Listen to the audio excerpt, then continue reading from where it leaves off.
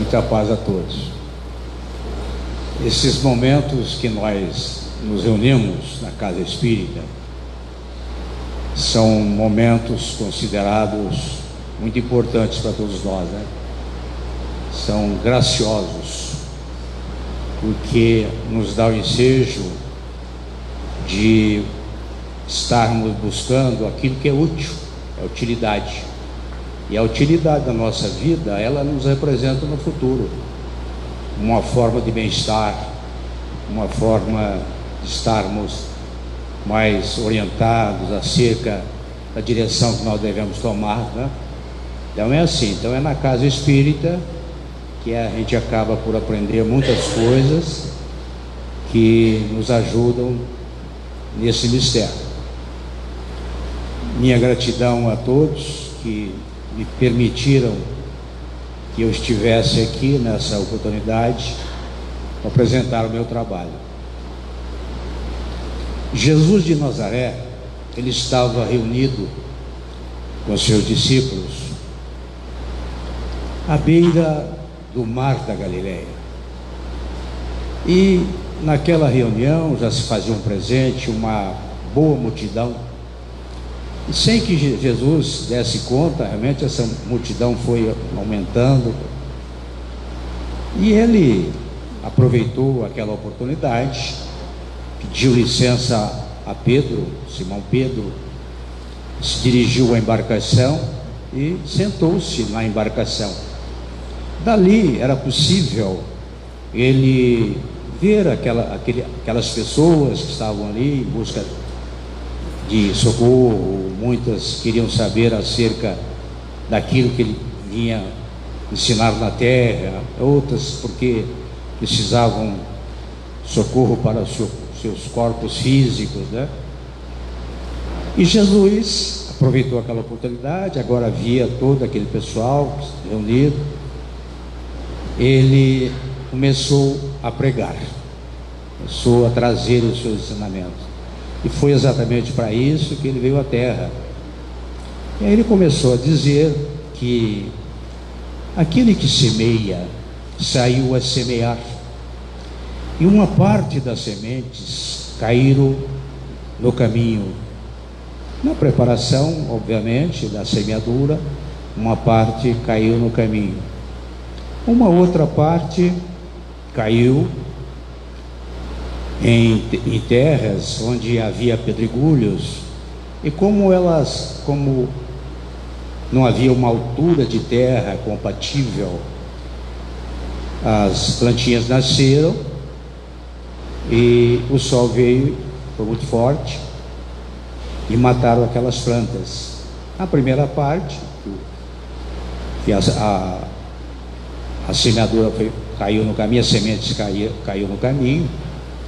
Naturalmente que os pássaros do céu, diz Jesus, os pássaros do céu vieram e comeram aquelas sementes. E numa terceira condição, Jesus conta que uma parte dessa semeadura caiu em terras onde havia muitos espinheiros, e esses espinhos foram muito fortes e sufocaram aquelas sementes, aquelas plantinhas que nasceram, e elas não foram avante também. Era uma produção muito pequena.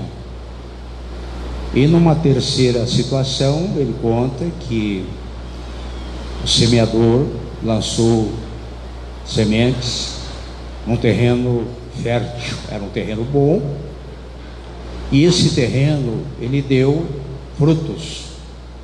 Conta Jesus que deu fruto a 100 por um, a 70 e a 30 por um. É muito interessante esse conto de Jesus, que ele estava fazendo referência naturalmente àquilo que ele veio fazer na terra. O semeador era ele mesmo, Jesus de Nazaré, que vinha trazer a mensagem de Deus, vinha trazer o Evangelho, os ensinamentos propriamente ditos, que é a semeadura, para que nós recebêssemos isso com gosto. Então ele fez essa comparação, porque ele sabia que no futuro nós faremos do Evangelho essa situação. Muitos ouviriam essa semeadura, estar em contato com essa semeadura. Exemplo daquelas sementes que caíram no caminho, os pássaros comeram, eles perderam, ou aqueles que ouviram, eles perderam realmente a oportunidade do ensinamento, da semeadura. Então tudo se perdeu, porque eles também não se importaram em acomodar isso neles como uma forma de ensinamento que vinha de Deus. Na segunda parte, Jesus fala que uma parte caiu na terra onde havia pedregulhos, naturalmente se referindo às pessoas que haveriam também de receber essa semeadura, mas como elas não tinham assim um alicerce para receber e acomodar esses ensinamentos em si mesmo, elas se perderiam, não tinham uma altura de terra para isso, não é? E na terceira condição, os espinheiros, ele se referia naturalmente às dificuldades com que se apresenta o mundo, aquilo que nos fascina, os problemas da matéria, o lazer, preguiça, aquilo que nós não desejamos, são espinheiros atrapalhando essa situação de encontro com os ensinamentos do Cristo, né? E finalmente ele conta que uma parte das sementes caiu em terras boas e deram frutos. Olha, é muito curioso esse ensinamento de Jesus, porque quando ele fala da questão da pouca terra, do pedregulho, ele fazia referência às pessoas que às vezes poderiam, a princípio, receber esses ensinamentos do mestre, mas elas não teriam força para levar avante, não seriam perseverantes. E aí são aquelas pessoas que muitas vezes procuram as questões religiosas e colocam nelas mesmo uma crença, muitas vezes cega, uma fé cega. E aí, por qualquer motivo, elas abandonam o trabalho no meio do caminho. Então são aquelas que não têm uma sustentação de fé, na verdade, né? Recebem os ensinamentos, mas acham que eles ensinam, elas misturam aquela questão aos seus interesses pessoais, ao seu interesse social, muitas vezes achando que ela pode moldar a questão religiosa, né, a responsabilidade da religião, aos seus interesses. E é um engano, né? A gente devia moldar, sim, os nossos interesses, sim, a questão religiosa, porque é ela que nos leva ao encontro da paz e tudo. Na quarta parte que Jesus se refere, ele não falou absolutamente que nós tínhamos que produzir 100%. Ele fez uma referência de que poderíamos produzir o 100%, né, 70% ou 60%, ou 70% ou 30%, né? Na verdade, ele estava se referindo assim à condição de cada um de nós.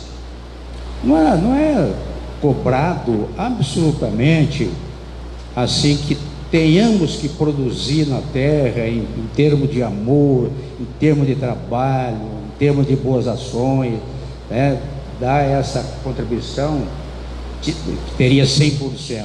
São aquelas pessoas bem amparadas para isso, né? Como a gente viu os grandes missionários que vieram para a terra, né? Recentemente, Chico Xavier, Madre Teresa de Calcutá, Irmã Dulce, né? Todas essas pessoas, elas deram um exemplo espetacular de produção daquilo que elas fizeram a favor das pessoas, colocando amor em tudo isso.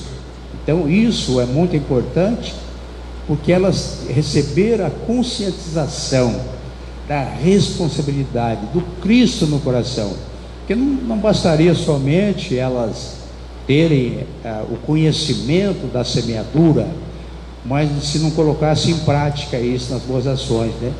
Jesus já chamava-nos atenção para isso, quando ele falava: não são aqueles que dirão Senhor, Senhor, que entrarão no reino do meu Pai. mas todos aqueles que fazem a vontade do meu Pai que está nos céus. E fazer a vontade do Pai que está nos céus é exatamente nós aprendermos, né, através da semeadura, do Evangelho, e colocarmos em boas ações, em prática, através das boas ações. Então é isso que nós devemos entender relativamente àquilo que o Cristo veio fazer na terra. Certa feita, eu estava fazendo um curso, eu acho que eu já contei isso aqui, mas vou contar de novo. Tem umas pessoas aqui que não ouviram. Eu estou vendo aqui, né? Eu acho que elas não estavam aí. Mas eu fiz um curso de reciclagem para reformar a minha carta de motorista. Eu não vou explicar como é que eu perdi essa carta, porque senão você vai falar, você está fazendo justificativo aí, tirando a sua culpa, né? Mas eu tive que fazer uma reciclagem, fui fazer o curso. E uma jovem que estava apresentando o curso, ela ofereceu aos participantes, aos alunos, assim, uns barbantes, assim, um pouco mais do que uma chave, assim, e deu para cada um e falou: olha, daqui a pouco nós vamos conversar sobre isso. Desceu mais algumas coisas, aí chegou no assunto e disse a nós outros: dê um nó no barbante. Olha, dá um nó no barbante é uma coisa muito simples, né? Eu tenho um netinho que com 5 anos, 6 anos, ele já dava um nozinho no tênis dele, né? No cadarço dele. Aí é muito fácil a gente dar o nó. Aí demos o nó realmente no barbante. Aí ela falou: não, está tudo errado. Vocês vão dar o nó com uma mão só. Uma mão só. Aí ficou difícil, né? Porque eu nunca tinha vivido essa experiência, e aqueles que estavam ali também não tinham. Como acho que vocês também, acho que não viveram isso, né? Já deram um nó num barbante, uma mão só? Bom, eu vou explicar isso daí, mas vocês não precisam quebrar a cabeça, porque isso não tem valor nenhum, né? Dar nó no barbante não tem valor nenhum. Mas ela é muito interessante, porque quando ela falou deu nó no barbante, nós desmanchamos o nó. Aí agora vou dar com uma mão só. Aí nós tentamos, não conseguimos, na verdade. Nenhum aluno conseguiu. Aí ela falou: bom, vocês não conseguiram? Não, eu vou dar mais alguns minutos para vocês conseguirem, porque vocês têm a capacidade, vocês sabem dar o nó no barbante. Olha, vocês sabem, não, vocês podem dar o nó no barbante. E deu mais alguns minutos, não conseguimos. Não conseguiram, desistiram. Desistimos, não conseguimos. Então eu vou explicar para vocês por que vocês desistiram. Vocês têm a capacidade, mas vocês desistiram pelo seguinte: porque faltava-lhes as instruções. Quando nós compramos qualquer coisa, um objeto qualquer, um eletrodoméstico, né, vem com ele o quê? As instruções, né? É um manual de instruções para a gente poder manusear aquilo, né? Aí ela passou as instruções. Olha, você pegue o indicador, polegar, indicador, puxa o barbante aqui, leve aqui. Ela explicou lá, eu não preciso explicar isso. E todos nós demos o nó no barbante. Aí todo mundo sorriu agora, né, porque conseguiu dar o nó no barbante. Aí vocês viram como nós temos capacidade. Não existem problemas insolúveis. Nós somos capazes, faltavam-nos as instruções. Então, voltando à parábola, naturalmente, da semeadura, do semeador, o que falta muitas vezes para nós são as instruções. As instruções certas para que nós coloquemos em pauta mesmo na nossa vida essa situação que o Cristo quer de nós. Porque muitas vezes o indivíduo toma conhecimento dessa situação assim a grosso modo, por isso que ele perde logo o compromisso, ele perde logo, né, a força em continuar com o compromisso. Quantas e quantas pessoas que a gente vê lá no Ielar mesmo, né? Quantas que já desistiram do trabalho, começaram, parece que depois deixaram, né, no meio do caminho. Então é assim. Então a doutrina espírita, ela tem um dinamismo espetacular. Ela mostra que nós não devemos somente crer. Você tem fé, não basta crer, mas é preciso compreender. Por quê? Porque quando nós compreendemos, quando nós lemos as obras fundamentais da doutrina espírita, o que se passa com a gente? Nós criamos um alicerce, né, de fé tão grande, que nós chamamos de fé raciocinada. Essa fé raciocinada é aquilo que nós tomamos conhecimento através dos estudos e fazemos passar pelo crivo da nossa razão e admitimos aquilo que é verdadeiro. Aí não perdemos mais. Não é o que acontece com a gente? Quantas e quantas pessoas, né, que estão na doutrina espírita há muitos anos, como lá eu estava em Neves Paulista fazendo uma palestra, falando um pouquinho sobre isso, e um senhor levantou a mão e disse: eu tenho 60 anos de doutrina espírita. Nem precisaria ele explicar por que ele tinha tanto tempo de doutrina espírita. Havia examinado, havia lido, havia aprendido, né, com os ensinamentos ali da doutrina, e acomodou uma fé tão espetacular, tão raciocinada, que jamais ele perderia essa fé. E é isso que nós devemos fazer em nossas vidas, né? Eu, quando comecei no Ielar, eu fui levado para o Ielar, ou por uma questão religiosa, espírita, porque eu fui cometido tão cedo por um envolvimento mediúnico, né, a mediunidade. E quando eu fui lá consultar com a pessoa que me atendeu, Dona Rosa, né, ela disse assim para mim: eu era menino naquela época, eu tinha 20 e poucos anos, que ela falou você, porque falar de senhor hoje, né? Aí falou: você tem um fundo mediúnico. Não, mas o que é isso? Você tem a mediunidade. Fundo mediúnico que não tinha desenvolvido, não tinha, né, ainda não entendia aquilo. Tem a mediunidade. Eu falei: não, tira logo isso daí. Eu não quero saber esse negócio de mediunidade para mim, não. Que isso aí não estou combinando com essa situação. Não, ela falou assim: não tem que tirar, não. Isso é uma questão nossa, foi Deus que deu isso. Isso desenvolve o seu próprio organismo.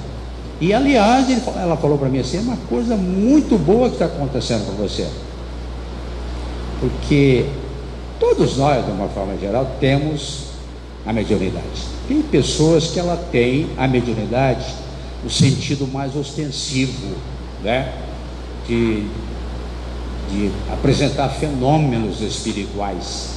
Tem outras que têm a mediunidade, mas elas são sensitivas, mas num sentido mais ameno, né, onde ela recebe somente e intuitivamente, né, mas ela tem a comunicação, né, com os espíritos, sem sombra de dúvida. Nós não temos os nossos anjos protetores? De que jeito que eles nos comunicam? Se eles se comunicam com a gente? Através dessa questão.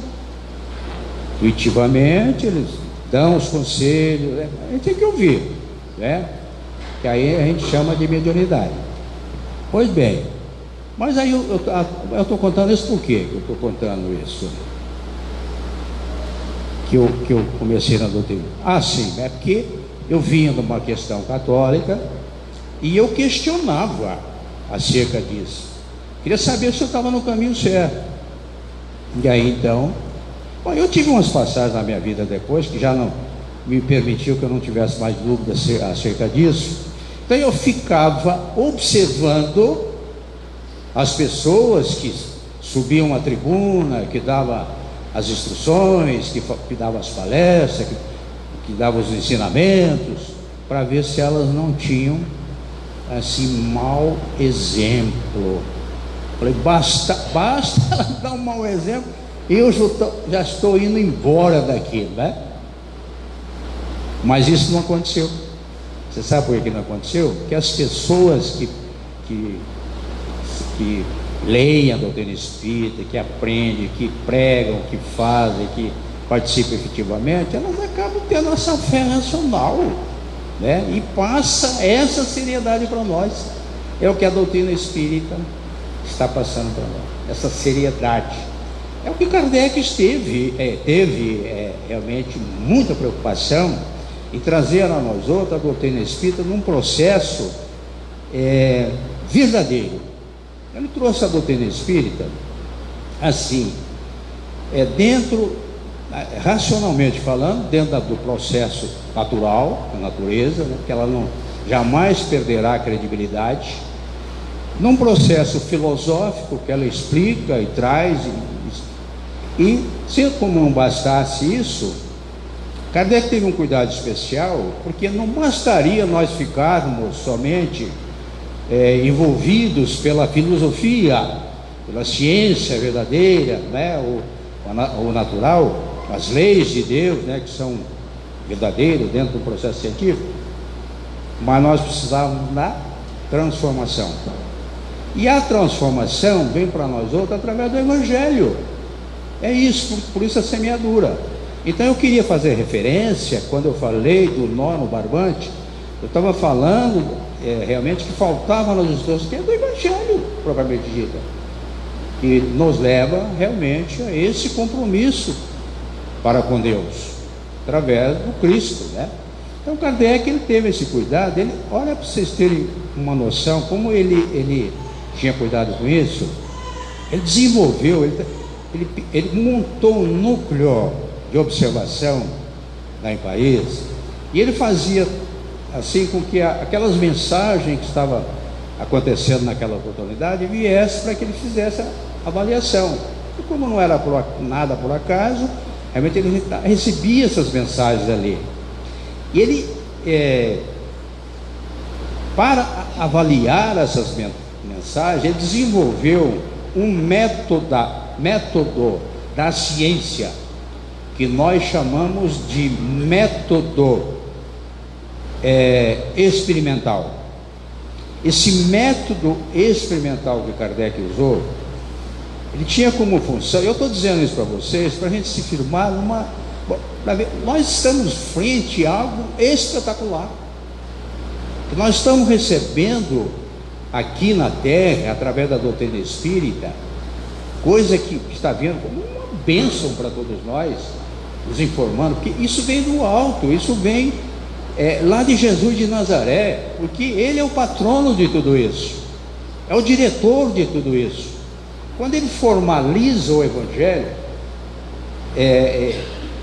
ele estava sob o comando, Kardec, sob o comando dos espíritos superiores e sob o comando de Jesus de Nazaré, que era o Espírito da Verdade, que ajudava todo na correção e tudo. É o cuidado que ele teve em trazer essa doutrina. Então o método experimental era para avaliar as mensagens, jogar o que não era bom e desenvolver aquilo.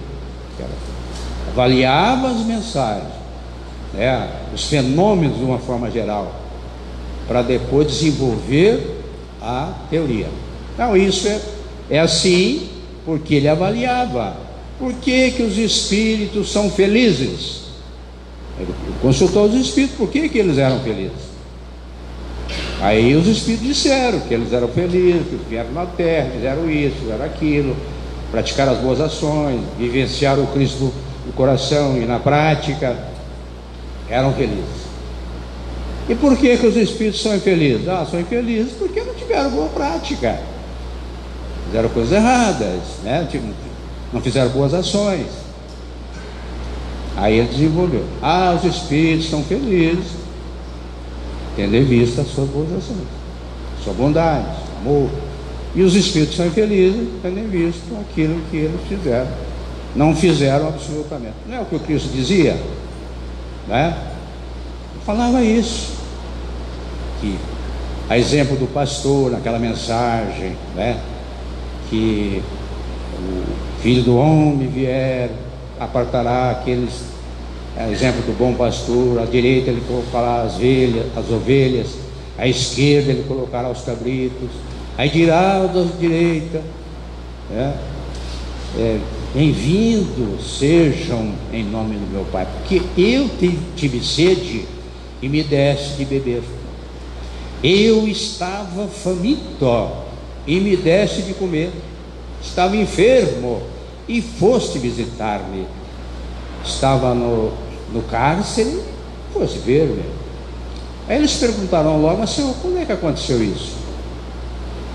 E aí o Filho do Homem, referindo naturalmente a Jesus mesmo, dirá: todas as vezes que fizestes aos pequeninos, os pequeninos são todos aqueles que nos envolvem, que querem e precisam de ajuda, precisam da nosso carinho, do nosso amor. Todas as vezes que fizeste a eles, foi exatamente a mim que atendeste. E aos outros ele fala até linhas duras, né? Que eles não fizeram nada, a eles estava reservado um futuro não promissor. Então é essa a questão, pessoa. Então a bondade, o amor está acima de qualquer propósito. Eu tenho só mais 45 minutos para falar, eu vou me apressar aqui, mas eu vou contar para vocês uma passagem muito interessante na época do Cristo. Assim, ó, ele foi convidado por um fariseu para cear na casa dele, e os discípulos até estranharam que Jesus tivesse aceito esse convite, mas Jesus, ele não perdeu a oportunidade, né? Ele ia à festa, ele ia a casamento, ele, né, para realmente ensinar. Foi nesse convite para tecer ali os seus ensinamentos. Agora já estavam assim quase prontos para irem à mesa, e veio uma mulher, entrou porta dentro e veio de encontro ao Senhor Jesus.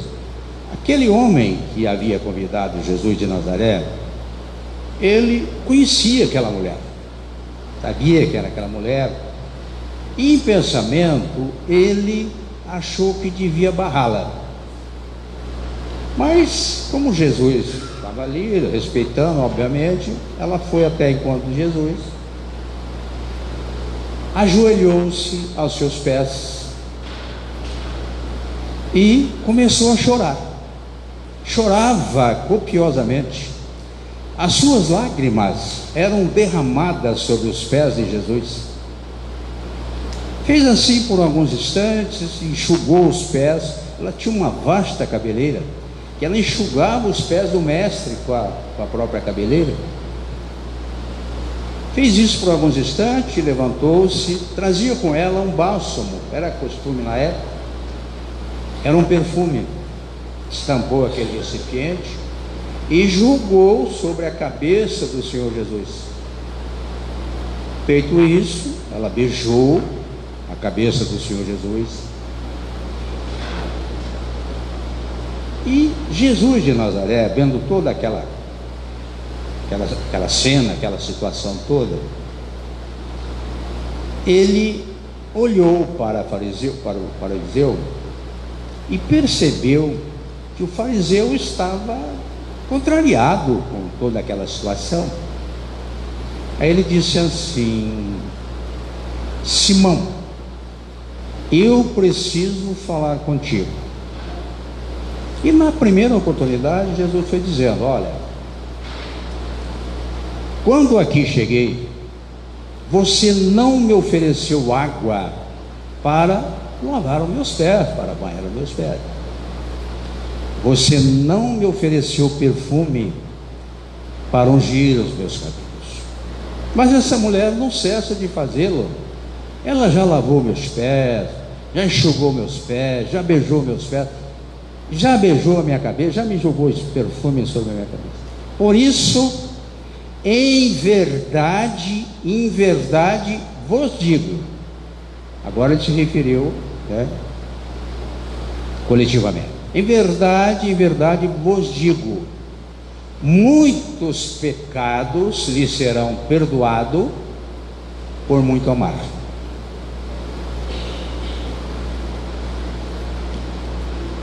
É interessante essa passagem, porque Jesus mostrava que aquela mulher era uma pecadora, Maria de Magdala.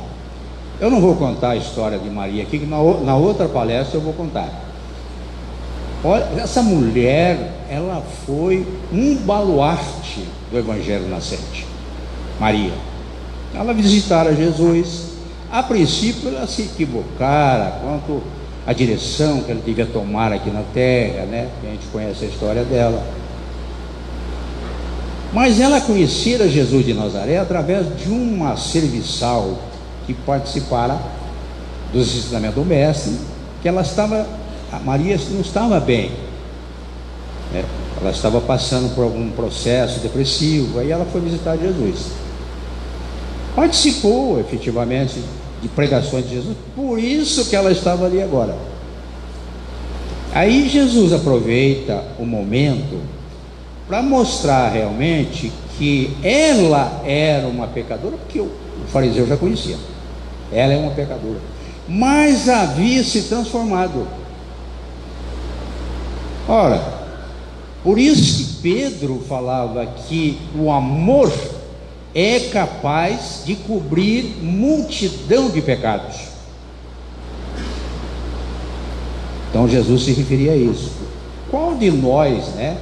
Quem de nós não tem assim um pecado, né? Ou um processo todo. Então Jesus mostrava que nós estamos em aprendizado, como aquela mulher. Era uma pecadora, mas à medida que ela aprendeu os ensinamentos do mestre, ela aprendeu que era preciso amar a Deus sobre todas as coisas, com todo o seu entendimento, com todo o seu coração, e amar ao próximo como a si mesmo. Isto é, que ela viveu uma transformação tal, era uma pecadora, como muitos daqueles que nem aqueles que na época de Maria, que eram religiosos e tudo, e eram muito pior que ela, né? Como ele fazia alusão aos fariseus da época, aquela coisa toda, né? E Maria, ela vivenciou de tal forma isso, que ela se transformou. Para quem que Jesus apareceu quando ele deixou o corpo físico? Maria de Magdala, a pecadora, por causa da transformação dela, ela similar àquilo que ele trouxe na essência. E é isso que ele quer de nós, quer que tenhamos, que assimilemos o Evangelho, os ensinamentos, para vivermos a nossa transformação necessária, a ponto de nos beneficiarmos com isso, sem sombra de dúvida, porque a transformação é ela que é responsável pela nossa paz interior, por aquilo que nós vamos sentir bem, pela felicidade já na terra, que a gente vai construindo. O reino dos céus está dentro de vós, falava Jesus. E é isso mesmo, o reino dos céus dentro de nós, quando nós fazemos dele essa transformação, essa melhora, trazendo a pureza do coração a todos nós. Então é assim, queridos. Se nós pensarmos bem, quantas e quantas pessoas que vieram para a terra, que nós já fizemos referência a algumas delas, por exemplo, Madre Teresa de Calcutá, ela dizia assim, ó: não permita que ninguém saia de sua presença sem se sentir melhor e mais feliz. Sair da nossa presença saindo infeliz é porque o tratamento foi muito ruim. Não permita que ela saia infeliz. Trate-a com amor, com carinho. Procure ouvi-la, ver o que ela está precisando. Dessa forma, ela vai sair feliz. Ah, mas é uma dificuldade imensa, madre, para a gente vivenciar isso. pessoas são ingratas, né? Muitos de nós poderemos dizer isso. E para isso ela tinha um remédio. Ela falava: toda a caridade que você fizer hoje, talvez elas possam ser esquecidas amanhã, mas não se preocupe com isso não. Continue fazendo bem a si mesmo, porque o problema não está entre você e ela, ou eles que você está ajudando, mas sim entre você e Deus. Então eu estava falando daquilo, da nossa honestidade de propósito, da nossa intenção de ser. Não importa se você ajudou, não importa o que ela vai fazer com aquilo que você fez para ela, não importa. Certa feita, eu contei isso aqui também numa outra palavra, mas vou repetir de novo. Certa feita eu estava em casa, era um domingo, e a minha mulher, no domingo, às vezes ela prepara um franguinho, mas ela gosta do frango caipira, aquele caldinho gostoso, né? É um domingo e nós já estávamos assentados à mesa. Aí bateram a porta, nós íamos começar a revisar. Bateram a porta, eu fui atender. Bateram no portão, né? A porta não, no portão, lá na grade. Aí eu fui atender. Cheguei lá, era um senhor, ele falou que queria comer. Eu quero comer. Normalmente as pessoas pedem outras coisas, né? Pede dinheiro, pede isso, tá. Mas ele queria comer, eu fui lá, vi que ele estava com boas intenções, fui lá, preparei uma coxa, porque o frango só tem 2 coxas, né? Aí uma era da minha esposa e a outra era minha. E eu falei: vou dar a minha para ele, né? Aí dei a minha coxinha, joguei um caldinho em cima, né? Um pedacinho de mandioca, aquela coisa toda. Fui lá levar para ele. Cheguei na grade, né? Passei o prato para ele, pelo vão da grade, que a gente tem que tomar muito cuidado com isso também, né? E aí eu fiz uma recomendação. Falei: o senhor depois cuidado com o talher, né? Porque o talher eu quero de volta, né? O senhor me coloque aqui debaixo da grade, os talheres, o prato com os talheres, que eu venho apanhar. Aí virei as costas, quando eu virei as costas, pum, prato no asfalto. Jogou a comida no asfalto. Eu falei: que pena, mas às vezes algum cachorro ainda vai dar um jeito nisso aí, né? Me quebrou o prato, jogou o talher, jogou tudo lá, mas tá bom. Aí eu voltei triste lá para a mesa. A minha esposa falou: mas tá vendo? Eu falo, você. Eu falei: não se preocupe com isso. Eu lembrei da Madre Teresa de Calcutá. Aquilo que você fizer em forma de caridade, as pessoas podem esquecer, podem ser ingratas, né?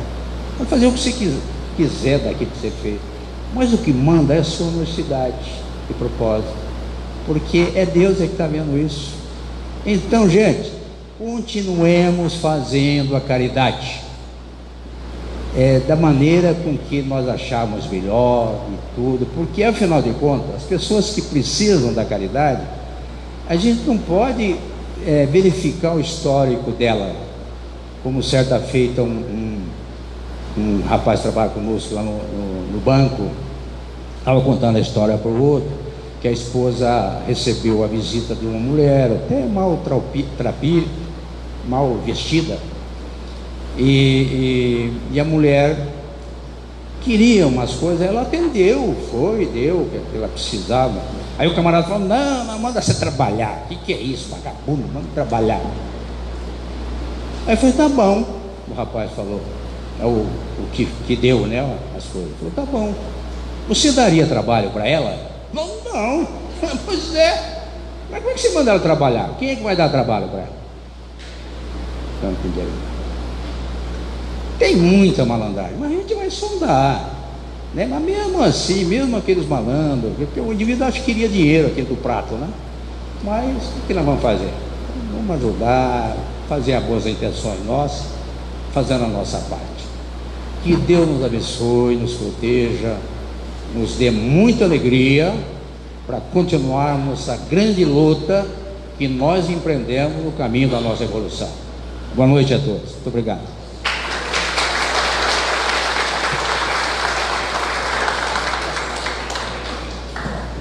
Som. Peguem as mensagens aí que está no bolso.